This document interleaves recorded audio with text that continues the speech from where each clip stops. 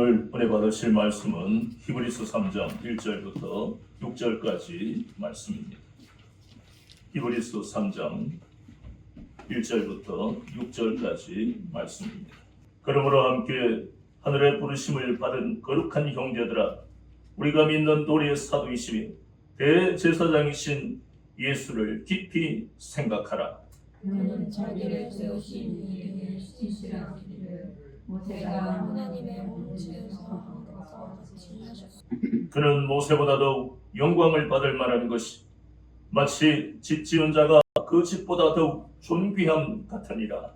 집마다 지은 이가 있으니 만물을 지으신 이는 하나님이시니라. 또한 모세는 장래에 말할 것을 증언하기 위하여 하나님의 온 집에서 종으로서 신실하였고, 그리스도는 하나님의 집을 맡은 아들로서 그와 같이 하셨으니 우리가 소망의 확신과 자유를 끝까지 굳게 잡고 있으며 우리는 그의 집이라. 아멘. 오늘은 히브리서 3장 1절부터 6절 부분을 통해 예수 그리스도를 깊이 생각하라 하는 제목으로 같이 은혜를 받겠습니다. 예수 그리스도를 깊이 생각하라 하는 이 말씀은요, 묵직하게 우리에게 다가오는 것입니다. 왜냐하면 앞에서 우리는 예수님이 누구신가 하는 것을 보았잖아요.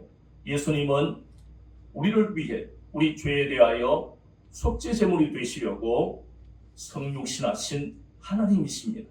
만유의 상속자로 되셔서 우리가 어떤 환경에 있든 우리를 구원하시는 구세주시고 우리에게 은혜를 베푸시는 보혜사, 중보자가 되신다고 우리는 지난 시간에 보았습니다. 그런 예수 그리스도를 깊이 생각해야 한다는 것입니다. 이때 깊이 생각해라 하는 이 본문에서 그것을 찾을 수 있는, 이 깊이 생각하는 그 내용에 근거가 될 수 있는 단어들이 본문에 우리가 1절에서 보는 사도, 그리고 대제사장, 그리고 또 읽었던 모세보다 뛰어나다 하는 이 모세, 몇 가지를 가지고 우리가 한번 이 의미를 찾아봐야 되겠다. 앞에서 우리는 천사보다 뛰어나시고 선지자보다 뛰어나시고 대제사장보다 뛰어나신 분이 바로 예수님이라고 그랬습니다. 그렇다면 먼저 사도의 의미는 좀 색다른 것이에요. 우리가 알고 있는 사도는 예루살렘의 12사도 아닙니까? 그리고 사도행전에서 우리가 볼 때 바울이나 바나바 같은 사람들이 사도인데 어째서 예수님을 사도라고 이렇게 이야기할까? 그래서 우리가 의문이 들면 그때그때 우리가 풀어봐야 됩니다. 이 사도의 의미라는 것은 원래 헬라어로 아포스톨로스, 보내심을 받았다 하는 것입니다. 하나님의 권위와 목소리를 가지고 하나님께서 보내시는 사람들을 우리는 사도라 그럽니다. 이 사도라는 개념은 구약에는 없습니다. 구약에는 선지자라 그러잖아요. 그러니까 결국 이 사도는 하나님이 보내시는데 예수님이 임명하셨더라 하는 것을 우리가 알 수 있는 겁니다. 그럼 맨 먼저 사도가 바로 누구냐? 예수님이라는 겁니다. 하나님이 이 세상에 우리를 위해, 택한 백성들을 위해 은혜를 보혜사, 은혜를 베푸시기 위해 보낸 분이 바로 예수님이니까 그분이 세상 말로 하면 원조 사도라는 겁니다. 그러니 사도다 하는 것은 예수님이 바로 사도라 하는 의미, 바로 우리 신앙 고백의 사도, 그 의미입니다. 요한복음 1장 12절에 말씀하신 것이 무엇입니까? 영접하는 자, 그 이름을 믿는 자들에게는 하나님의 자녀가 되는 권세를 허락하셨습니다. 그러니까 하나님이신 그분이 이 땅에 오시지 않았다면 우리는 그 권세를 가질 수가 없습니다. 왜냐하면 우리는 혈통으로도 유대인들도 아니고 그렇다고 우리가 자랑할 만한 무엇인가가 있는 것도 아니에요. 죄인으로 살아가던 우리 인생에 무슨 그런 하늘의 권세를 가질 수가 있겠습니까? 그런데 지난 시간에 하나님은 우리가 바로 예수님의 형제가 되는 놀라운 권세를 우리에게 허락하셨다고 말씀하고 있습니다. 그래서 그런 놀라운 영광과 특권을 허락하시려고 바로 예수님을 우리에게 보혜사, 중보자, 구세주, 그리고 오늘 본문에 보니까 사도, 이런 명칭이 다 다른 것 같지만 하나의 의미예요. 우리를 위하여 보내셨다. 그리고 대제사장이란 이 의미는 이 히브리서가 계속해서 나오는 이 단어 앞으로 계속 봐야 됩니다. 그래서 우리가 레위기서와 연결시키면 대제사장은 제사장과 또 다릅니다.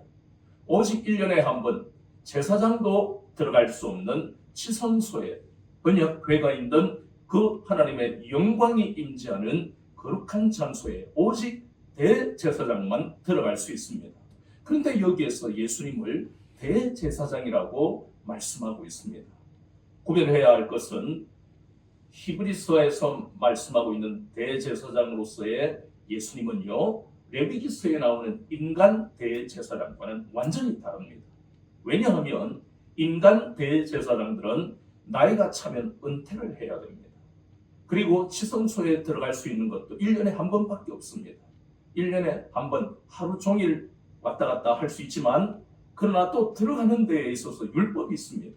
갖춰야 될 것, 피라든가 제물의 피라든가 또 거룩한 세마포 옷이라든가 어느 것 하나도 어기면 바로 죽임당합니다. 얼마나 한계가 많은지 모릅니다. 그런 인간 대제사장과는 완전히 다르신 분이 예수님이십니다. 그 말씀의 뜻은 대제사장이 1년에 한 번 지성소에 들어가서 하는 일은 너무나 중요한 일입니다.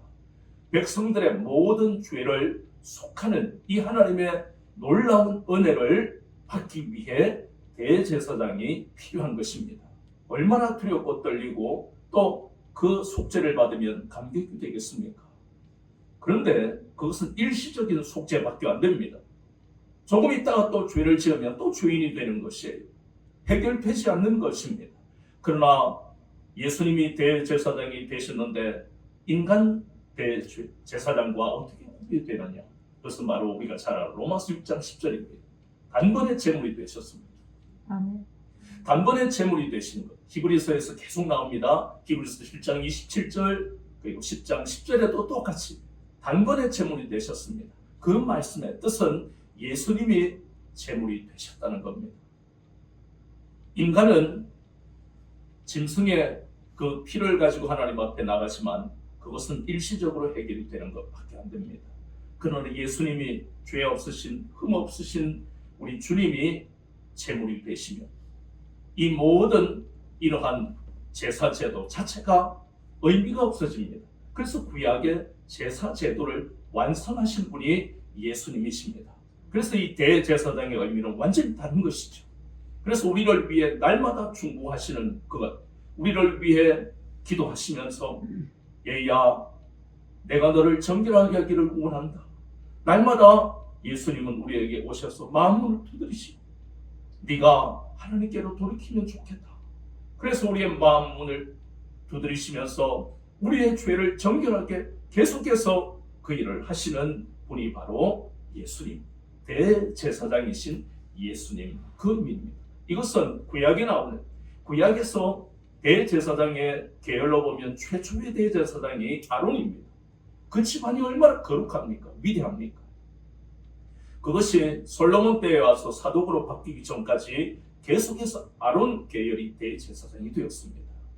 그러나 그 아론 계열, 그 위대하다고 하는 그 집안의 대제사장은 예수님과 비교할 수 없습니다. 예수님은 그 아론 계열의 제사장들보다 훨씬 더 뛰어나신 것입니다.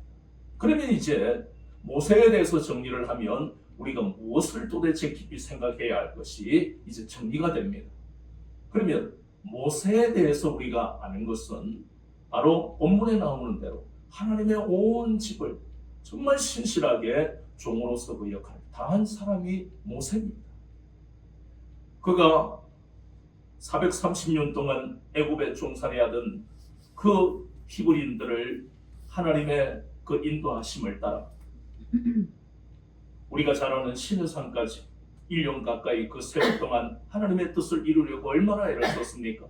불순종했던 그들을 데리고 또 40년 가까이 38년 몇 개월을 또 광야를 헤매면서 끝까지 하나님 앞에 신실한 자세를 가졌던 그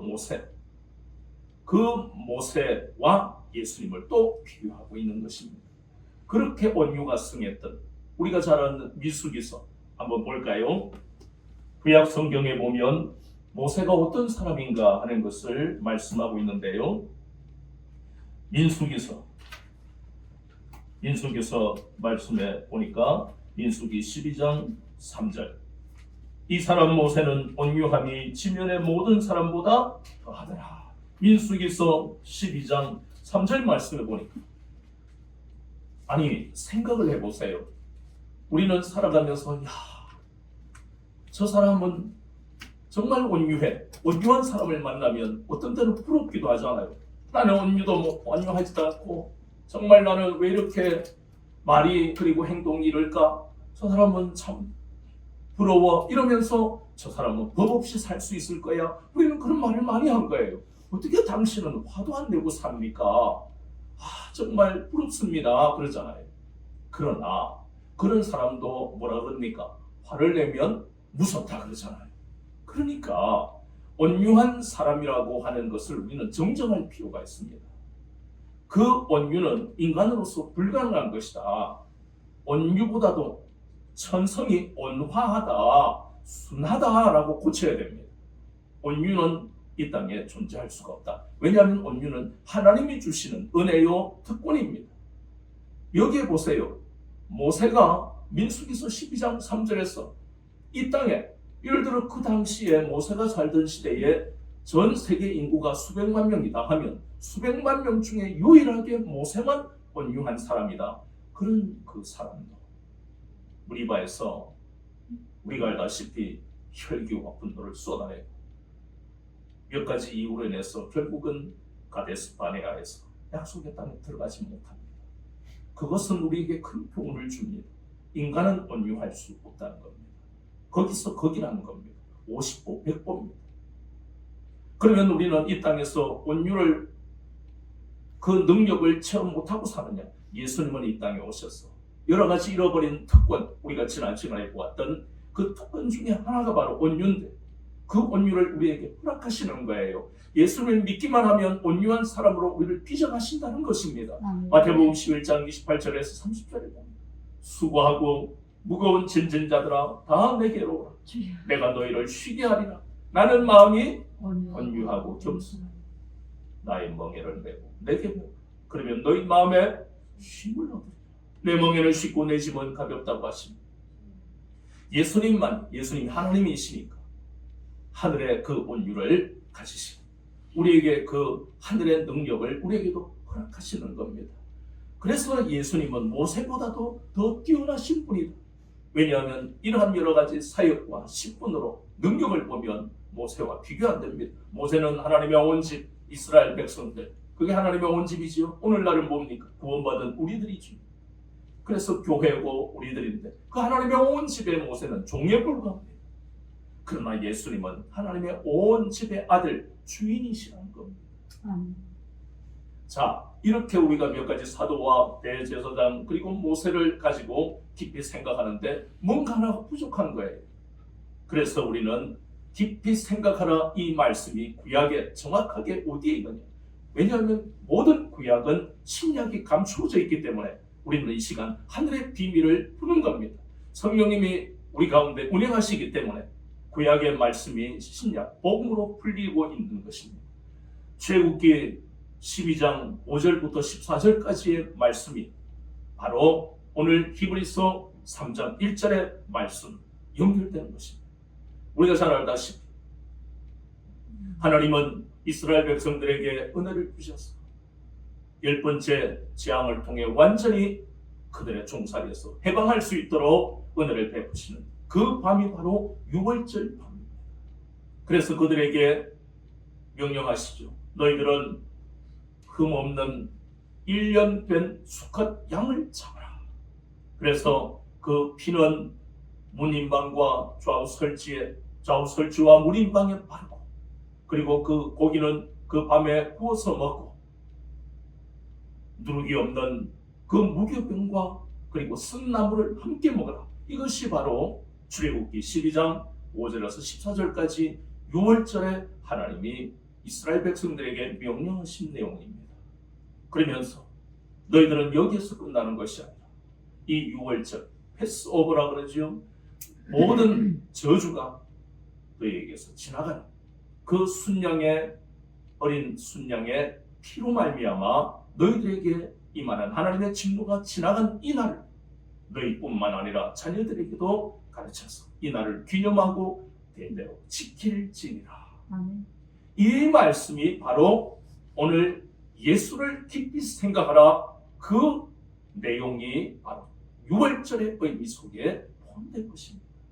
그래서 우리는 출애굽기 이 12장 전체의 말씀이 바로 복음으로 풀어지는, 참 안타깝기도 하고 놀라운 것은요, 예수님 시대에 말씀을 꿰뚫고 있다고 하는 그 바리새인들이 이 말씀의 의미를 알았다면 그들이 하나님 앞에 우상 숭배하고 불순종한 것에서 돌이키지 않았겠습니까? 예수님을 죽이는 이 끔찍한 비극적인 결말을 가지고 이후에 AD 70년에 예루살렘이 함락이 되고 100만 명이 죽기 전에 부모가 자녀를 잡아먹는 이 끔찍한 비극을 막을 수 있지 않았겠습니까? 이것은 바로 하늘의 비밀이 열리지 않으면 개인이나 공동체는 비극적 결말을 가져올 수밖에 없다는, 하나님의 말씀을 모르고 교회를 다니는 것은 그 자체가 불행이라는 것입니다. 여기에 우리가 잘 아는 이 순양이 어째서 히브리서 3장 1절과 연결이 됩니다. 이 순양이 바로 마태복음 1장 21절에 말씀하시는, 예수님이 태어날 때 예수의 이름이 무엇입니까? 자기 백성을 죄에서 구원하시는 분이 예수라는 이름의 뜻입니다. 요한복음 1장 29절에도 우리가 잘 아는 침례 요한이 예수님을 가리켜서 뭐라 그럽니까? 세상 죄를 지고 가는 하나님의 어린 양을 보라. 결국에 이 6월절에 1년 된 수컷 어린 양은 예수님을 예표하는 것입니다. 그래서 그 양을 잡아야 하나님의 진노를 피할 수 있는 거죠.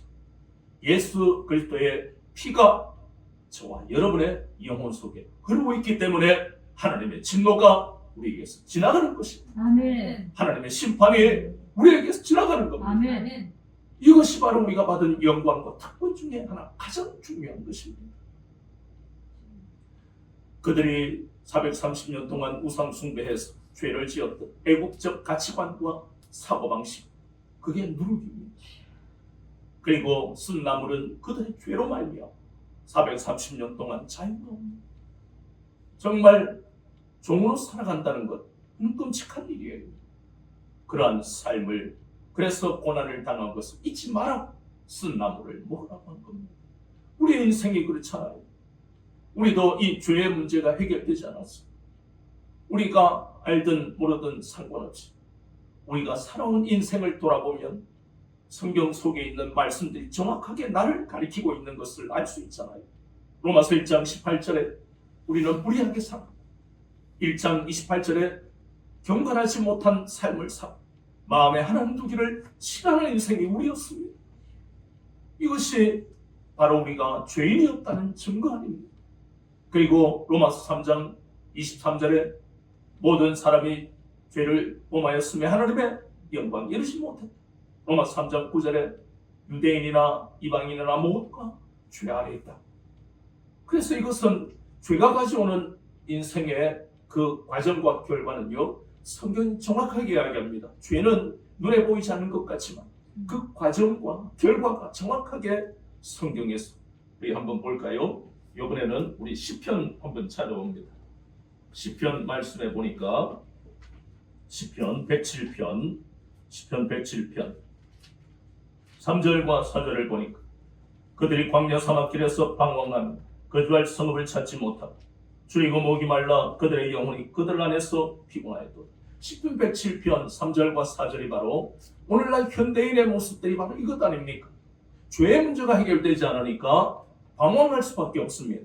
어디로 가야 할지를 모르는 거예요. 물질을 가지고 권력을 아무리 대단한 것을 가지고 있다 할지라도 생명의 길을 잃어버렸기 때문에. 그래서 OECD 국가 중에 우리나라가 자살률이 1위입니다. 나이가 들어도 자살하고 나이가 어려도 자살합니다. 왜 자살합니까? 길을 잃어버렸기 때문에, 살아야 할 목적을, 소망을 잃어버렸기 때문에 자살하는 것입니다. 그것이 바로 3절과 4절에 나오는 이 말씀입니다. 그게 바로 비참하다는 것이 이것입니다. 죽어야 비참한 게 아니고요. 겉모습은 브랜드를 걸치고 있고, 겉모습은 대단한 집에 살고 있는데, 겉모습은 대단한 차를 몰고 있는데, 그 속은 뭐예요? 이렇게 길을 잃어버린 것입니다. 그 사람이 다음날 재벌의 3세라 할지라도 다음날 자살했더라 기사가 뜨면, 아니 모든 것을 다 갖췄는데 왜 죽지? 정말 이해 안 되네. 이게 사람들의 이야기입니다. 그러나 우리는 알아야 되고 알고 있습니다.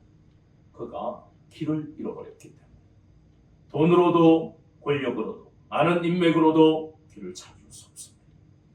오직 예수 그리스도를 믿지 않고는 이 길, 날마다 어려움이 닥쳐도 주님이 날마다 공급하시는 평강으로 이어지는 이 놀라운 천국 같은 삶의 이 길을 오직 주님만이 보이시고 주실 수가 있습니다. 아멘. 그래서 길을 잃어버렸던 우리의 과거가, 그래서 우리는 가는 길이 무엇입니까? 희망으로 그리고 소망으로 가득한 길입니까? 과거는 그렇게 생각했지요. 이제 내가 고등학교 졸업하면 합격한 대학을 통해 나는 꿈을 펼치리라. 대학을 졸업했으니까 우와, 나는 미래가 확 열렸어. 나는 부산에 있는 대학도 아니고 서울에 있는 대학도 아니고 서울에 있는 YS 유명한 대학에 다니고 있으니까 내 인생은 이제 무조건 열리게 돼 있어. 이렇게 생각하며 사는 많은 사람들이, 그의 인생이 로마서 3장 16절 17절의 말씀처럼 환멸과 고생의 길을 걷고 있다고 하는 그 생각을 단 한 번이라도 상상이라도 꿈에서라도 생각해 왔겠느냐는 겁니다. 오죽하면 우리 알잖아요. 당근에 탁 물건을 내놨는데 이 의자는 서울대학에 합격한 사람이 쓰던 겁니다. 그 길을 받으십시오. 그러면요, 거기에 당근에요 한 10명 가까이 줄을 섭니다. 그리고 어떤 사람은 탁 찍어가 이 부적은요 대대로 우리 집안이 사업에 성공하고 의사가 나오는 이걸 붙였더니 이게 뭡니까? 생명의 길을 잃어버리니까 뭔가를 붙들어야 되겠는데, 그래서 붙드는 게 부적이고 점치는 것이고 또 무슨 기와장에 이름을 쓰는 것이고 또 그 부적을 사는 사람이고 또 그 물건을 사는 것이 왜 그렇습니까? 뭔가 불려야 되는 인생이 불리는 것 같은, 왜 갑자기 이런 일이 나에게 일어나는지, 거기에서 건져줄 사람 아무도 없고 도와주는 사람 아무도 없는 이 인생이 왜 나에게 오느냐 하는 겁니다. 그것이 로마서 3장 16절과 17절은 바로 그것이 계속해서 파멸과 고생의 길을 걷고 있다는 증거입니다. 그렇게 살아가고 있던 우리에게 예수님이 오신 겁니다. 우리가 먼저 찾은 게 아니잖아요. 그것을 생각하면 우리는 얼마나 감격이 되는지 모릅니다. 예수님이 우리에게 직접 찾아오셨습니다. 하나님이신 그분이 우리에게 찾아오셔야 될 이유가 없습니다. 그래서 신학으로 예정이라는 것, 구원의 예정이라는 것은 참 오묘하고 신비한 단어입니다. 인간은 모릅니다. 그 사람이 구원받기로 예정되어 있다? 우리 모릅니다. 불가능합니다. 저 사람은 구원받을 가능성이 많은 것과 구원받는지하고는 전혀 관계가 없습니다. 세상은 통계입니다. 몇 프로냐 따집니다. 그러나 구원은 몇 퍼센트하고 아무 관계가 없습니다. 우리가 볼 때 1%밖에 안 되는 사람도 구원받을 수 있는 거예요. 우리는 알지 못합니다. 지금 교회 다닌다고 구원받는다, 천만의 말씀입니다.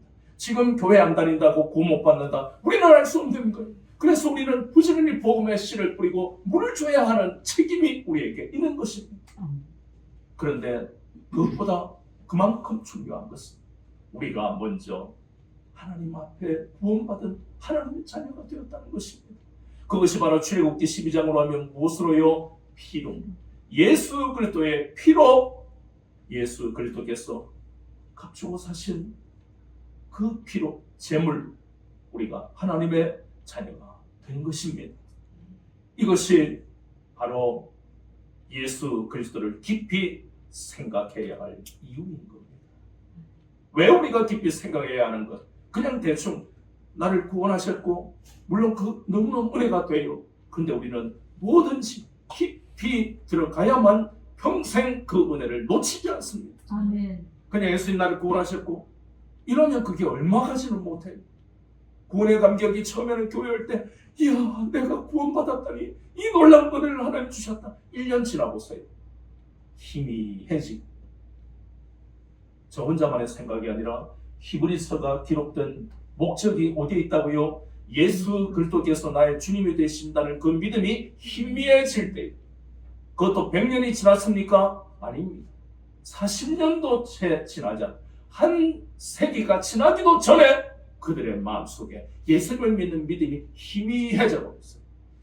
예수님이 다시 오실 것을 믿는 그 소망이 아예 없어져 버렸어요. 그러니 히브리서를 통해서 철저하게 더 깊이, 왜요? 잠깐 알고 사라지는 기억이 아니라 일평생 내 마음속에 예수님을 깊이 생각하기 위해서는 어떤 성경이든, 특히 우리가 히브리서를 하고 있기 때문에 히브리서를 깊이 우리가 알아야 합니다. 성령님은 우리를 이렇게 깊이 진리 가운데로 지금 인도하고 계십니다. 아멘. 그래서 우리는 깊이 생각할 수 있는 놀라운 역사들을 본 겁니다. 하나님과 원수된 그런 인생을 우리가 살았잖아요. 하나님과 원수되는 이유는 오직 한 가지밖에 없습니다. 그 사람이 우와 저 사람 법 없이 사는 온화한 사람이야. 저 사람은 사회에 얼마나 많은 일을 하는지 몰라. 불쌍한 사람도. 정말 저 사람은 겨울이 되면 주민센터에 가서 그냥 봉투째 아유 선생님 이름이라도 전화번호 아닙니다. 제가 조금이라도 도움이 되면 좋겠습니다. 이러고 가는 그런 사람들 보면 우리가 그걸 유튜브나 뭐 여러 가지 SNS를 통해 감격이 되잖아요. 이야 정말 저 사람은 참 귀한 사람이야. 그러나 그러한 것이 하나님과 원수된 관계를 풀 수 있는 것입니다. 그것은 가치 있는 일입니다. 그러나 그것은 정신적으로 육적으로는 가치 있을는지 몰라도 우리의 영혼을 구원할 수는 없다는 겁니다. 우리는 그러한 사람들의 도움으로 구원받은 것이 아닙니다. 오직 예수 그리스도의 피로 구원받았습니다. 아멘. 다른 방법은 없습니다. 하나님과 원수된 우리가 예수 그리스도의 피로 우리가 하나님과 화목하게 되었습니다. 말씀 하나만 더 봅니다. 에베소서 2장 13절에 보니까 에베소서 2장 13절입니다. 이제는 전에 멀리 있던 너희가 그리스도 예수 안에서 그리스도의 피로 가까워졌다. 아멘. 에베소서 2장 13절의 말씀에 하나님과 가까워졌다는 것을 우리는 화목하게 되었다. 고린도후서 5장 18절에 말씀하고 있지요. 근데 그 하나님과 우리 사이가 원수였는데 완전히 180도 다른 관계가 되어버렸습니다. 이것이 바로 오직 무엇으로만요? 예수 그리스도의 피로. 1년 된 흠없는 수컷 양의 그 피가 좌우 설주와 문인방에 발라지는 그 순간 하나님의 저주가, 하나님의 진노가 지나가버렸습니다. 아멘. 하나님의 진노는 유대인이라고 봐주고 애굽 사람들이라고 안 봐주고 뭐 그런 게 아니라는 것이에요.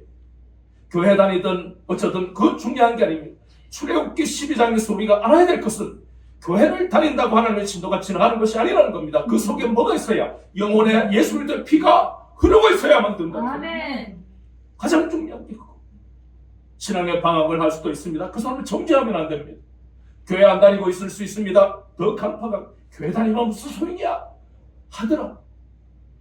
이 구원에 대한 이 신비하고 오묘한 것을 우리가 평가할 수 없습니다. 우리는 먼저 구원받아 하나님의 자녀로 살아가는 이것에 우리는 집중해야 합니다. 하나님과 이제는 원수가 아니라는 거죠. 하나님의 진노가 임하는 인생이 아니라는 것에 감사해야 되는 겁니다. 아멘. 원수라는 게 그 단어 자체가 얼마나 듣기 싫어요. 우리 여자는 로미오와 줄리엣 알잖아요. 로미오와 줄리엣. 올리비아 하세라는 유명한 영화 배우를 생각할 수 있잖아요. 소설에도 보면, 영화에 보면 로미오가 밑에서 창문가에서 노래를 막 하잖아요. 줄리엣 창문을 열어다오 그러잖아요. 그 아름다운 이야기지만 그러나 우리가 잘 아는 셰익스피어의 4대 비극에 들어가요. 왜 그 아름다운 연애 이야기가 비극에 들어가느냐? 그것은 원수라는 단어 때문에 그래요. 로미오와 줄리엣의 집안은 몇백 년 동안 원수 집안이에요. 근데 둘이가 눈이 맞은 거예요. 아름다운 사랑 이야기가 나옵니다. 그러나 로미오, 줄리엣이 먼저 잠자고 잠이 이 수면제 같은 약을 먹어서 어쨌든 간에 서로가 둘이 도망가려고 하는데 나중에 로미오가 와보니까 줄리엣이 죽은 줄 알잖아요. 죽은 것 같은 그런 약을 먹었는데, 그래서 로미오가 상심이 되어서 자기는 자살을 벌였어요. 나중에 깨어보니까 줄리엣이 로미오가 죽고 자기도 따라 죽잖아. 이건 비극적 결말이에요. 그 뭐 때문에 원인이 원수 집안입니다. 이루어질 수 없는 사랑 아닙니다. 이것이 그냥 한낱 셰익스피어라는 세계적인 작가의 작품에 불과한 것이 아닙니다. 이것이 인생입니다. 화목했다면, 하나님과의 관계가 화목하다면 어려움이 와도 하나님이 우리를 건지십니다. 아멘. 하나님이신 주님이 우리를 그 고통으로부터 건져주신다는 겁니다. 그러나 하나님과 원수된 관계로 살아가는 이 인생은 그 과정에 비참한 결말이 이르기까지 파멸과 고생의 길을 걷다가 마지막은 비참해지는 겁니다. 우리는 인생이 낭만이 아니라는 걸 깨달아야 합니다. 하나님이 없는 인생, 하나님이 도우시지 않는 인생은 그 자체가 파멸과 고생의 길을 걸어가다가 마지막은 비극으로 끝나는 겁니다. 우리의 마음 안에 평생 새겨야 합니다. 우리의 인생을 파멸과 고생의 길을 걷지 않게 하시고 마지막이 비극이 되지 않게 하시려고 하나님은 우리에게 예수님을 보내신 겁니다. 아멘. 그래서 우리가 예수님을 깊이 생각해야 할 이유를 우리는 출애굽기 12장을 통해서 깊이 깨닫게 된 것입니다. 아멘. 본문의 오늘 말씀에 히브리서 3장 6절이 뭐라고 하십니까? 이 예수님입니다. 이 예수님이 우리의 소망의 확신과 자랑이 된다라고 히브리서 기자는 고백하고 있잖아요. 우리의 자랑은 내 자식이 아닙니다. 내 남편, 내 아내가 아닙니다. 내 집안이 아닙니다. 내 학벌과 모든 환경이 아닙니다. 나의 자랑은 오직 예수 그리스도만이 나의 자랑이 됩니다. 아멘. 모든 것이 다 끝나는 것 같지만 미래에 대한 소망의 확신은 오직 예수 그리스도 한 분이십니다. 아멘. 골로새서 1장 27절에 우리 주님이 바로 내 소망이 되십니다. 아멘. 그래서 우리는 우리의 소망의 확신과 자랑이 되는 예수 그리스도의 은혜를 깊이 생각합니다. 오직 주님만 의지하고 다시 오실 주님을 소망하며 사는 인생이 되어야 합니다. 이러한 인생이 되시기를 예수 그리스도의 이름으로 축원합니다. 아멘.